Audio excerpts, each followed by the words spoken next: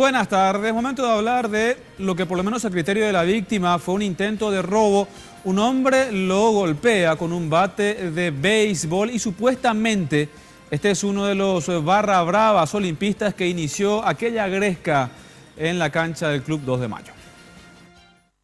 Este es el momento en que la víctima llegaba ayer en horas de la tarde a su domicilio ubicado en Barsequillo, San Lorenzo. Segundos después se observa la llegada de un vehículo azul, del cual desciende un hombre y rompe el parabrisas trasero del vehículo del denunciante. Momentos antes, el mismo automóvil azul había interceptado a la víctima sobre la avenida Avelino Martínez de San Lorenzo. De repente se me ponen al costado y me dicen, no soy argentino, no soy uruguayo, me dicen, puta, le digo, me asusto y no le damos caso. Y me dicen de nuevo, puta, yo creo que iba por el asalto o por algo, no sé. Carlos relata que en el automóvil azul iban 3 personas, 2 hombres y una mujer. En un momento dado pudo observar que uno de ellos tenía un arma de fuego apuntándolo.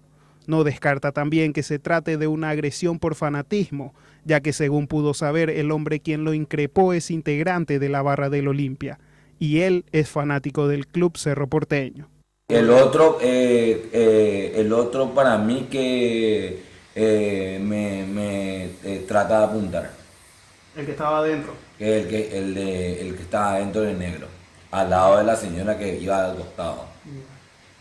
¿Y qué te dice el hombre cuando se baja y te rompe el parabrisas? ¿Por qué no te quedaste? Me dice.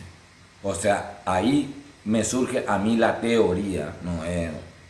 De que podría haber sido un asalto, que pudo haber creído que cobré mi aguinaldo. O sea, que por 100.000 por un celular te matan, ¿no?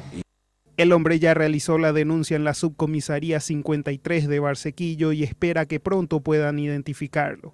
Dice temer por su seguridad y la de su familia tras este hecho.